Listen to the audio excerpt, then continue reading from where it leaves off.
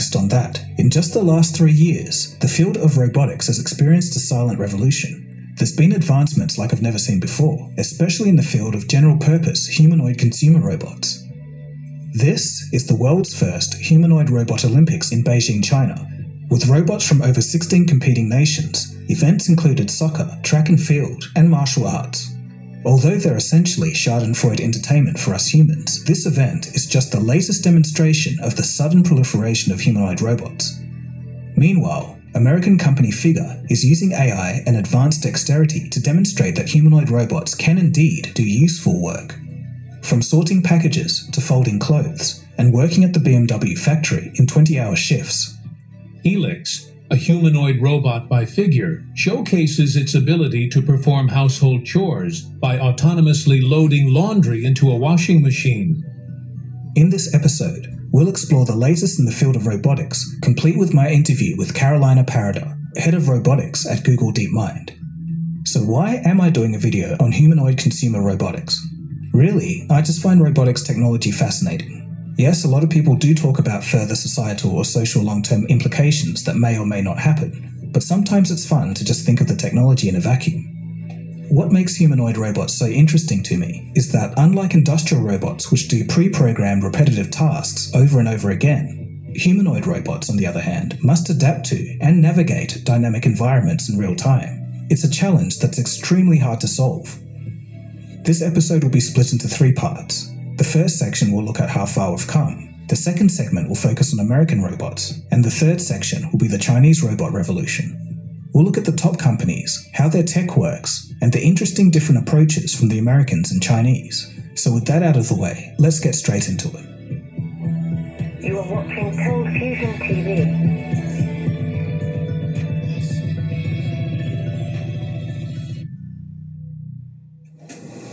I think you'll agree that Arok is amazingly lifelike in appearance. Arok is 6 feet 8 inches tall, weighs 275 pounds, and even has a small vocabulary. As many watchers of this channel would know, I've done a few videos on the state of the art of robotics since 2018, and we've come a long way in just the past 10 years. These are some robot finalists from the DARPA Challenge in 2015. They were slow, unstable, and cost an arm and a leg, sometimes up to $500,000. They were mostly bespoke designs from researchers. It's easy to design a robot that can handle a specific task. There's police bots for bomb disposal and things like that. Where we aren't is general purpose robots that can do a lot of things really well. Back then, getting a human robot to even walk was ridiculously hard, and for obvious reasons. Dobro jutro, dan ili noć, vi se nalazite na kanalu Stigmatik ili kod kuće ste da svoj automobil pomaknem. Interesantna tema, nisam mogao da ne posudim ovaj video od Cold Fusiona, pa nek YouTube sam odluči šta će biti. Zaista me fascinirao zato što najavljuju, to je kasnije u drugom dijelu, da će 2035. znači za 10 godina tržište AI zamijeniti tržište humanoidnih robota. Ali, ono što je interesantno, da bi se to dogodilo, onda mi moramo biti bogati, znači, mislim se na ljudsku rasu, ne znam da li će moći živjeti od samo Amerike i Japana. Kine, jel, ne znam sad kako u Kini isto nije baš toliko bogato, ali eto neki komunistički sistem da će davati na kredit, ne znam. Uglavnom još uvijek smo od 70 do 90% komplet AI robotike se zasniva na ono što kažu nije to pravi posao, psihologija, sociologija, ljubavni, emotivni odnosi, znači dosada, chatbot, problemi, znači još nastali od lockdowna, nadodati s lockdownom, evo. Tad je to sve bukvalno eksplodiralo. Još uvijek znači to. Boston Dynamics pravi najbolji su ratni roboti koji se prave za vojsku. Međutim, oni ne izgledaju toliko humanoidno. Oni su više ono kao i ovi industrijski, imaju veću snagu, veći stisak i to.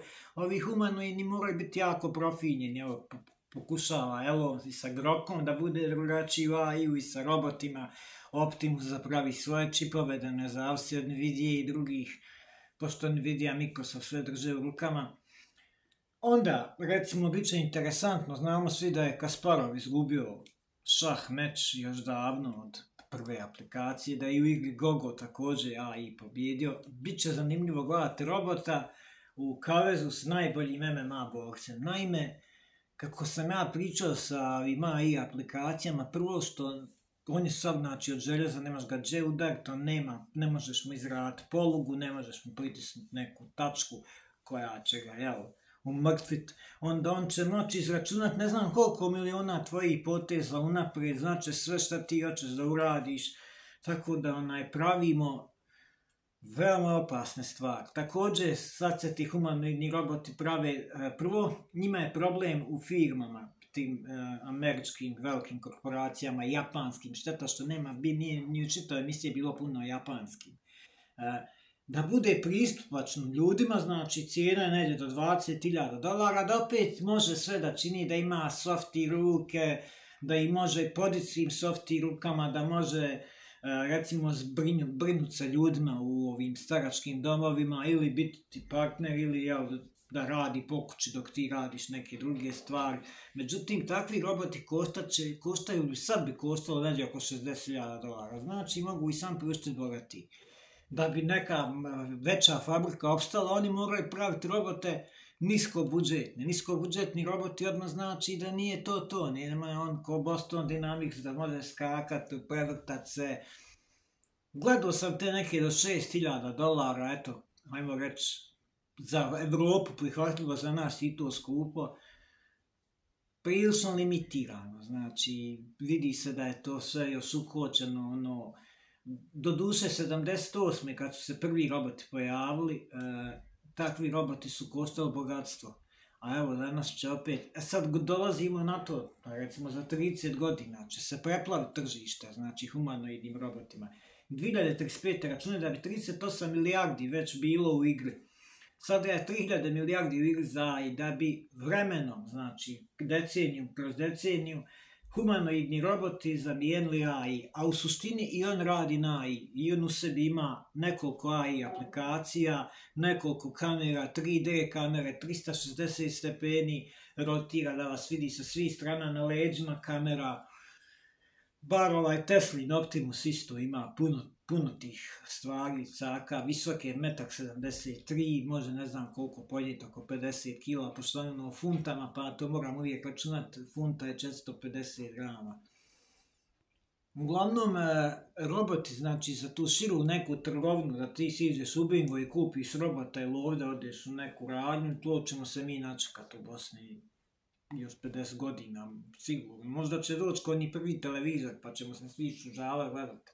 Ko što danas ima Mitrović, 2 robota, Gaso i Vaso, kako se zove, što skakuću pored njega, ono isto, znači, kad jedan Mitrović nema, mislo prilično limitirani, pa se vidi kolega kockice, nije to još to, da Terminator, da izgleda tako. Čak i James Cameron sam kaže da više, ne znam, treba je da 7 Terminator da snima i izjavio je da je nemoguće današnjem dobu praviti film naučne fantastike, jer za 2 godine već to nije naučna fantastika, to je već naučno samo.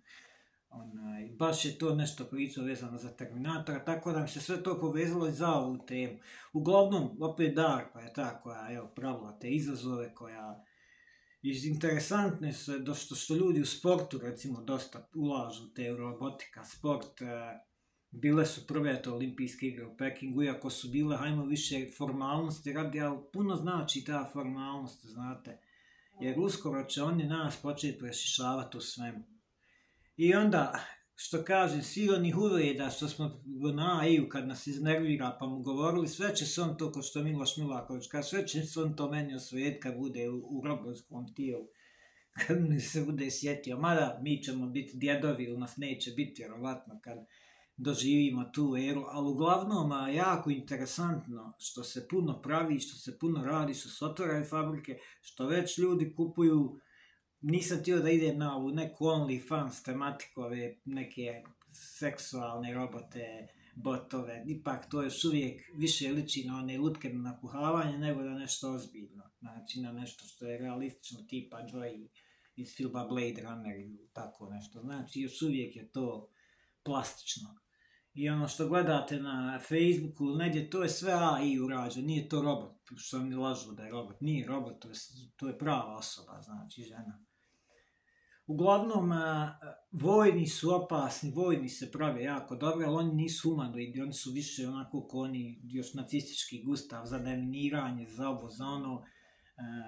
Ovi u fabrikama su jaki, a ovo za nas što će se raditi, znači softi ruke i to će možda znači kupovati neke veće firme, znači ovako starački domovi, fancy koji trebaju, znači bolnice. Na to se ide u suštini etički, da bi se dobilo, jer mora ići na to, evo recimo ova cura iz Gradiške se liječi nepokretnost, multiple sklerozu u Istanbulu i tamo uđeš u tog robota i on ti ono pokreće mišiće, ko onaj Darpina, kako se zove ona, gdje kad vojnik uđe pa može bacati sve i svašta, slično Marvelovim stvarima.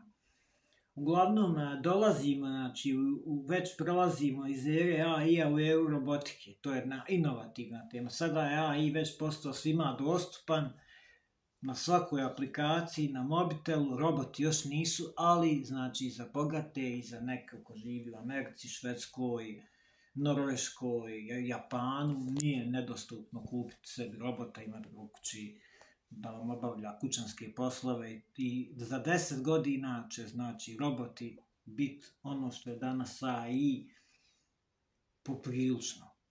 Ne baš toliko, ali poprilično. Znači veće na stuč skoro svim sportovima. Pa čak i u nogometu. Koji je to ono, ajmo reći, najpopularniji. Pozdravlja Stigmatik i Lex, želi ugodan ostatak nedelje i nadam se da ste izvukli pouku iz svega. Dobar je bio video uvodni, moralo sam ga ukras, bilo jače od mene. Vidimo se opet uskoro. Uživajte i dobro malo proguglajte oko ovoga. Ostavit ćemo linkove i sve na zajednici. Ćao.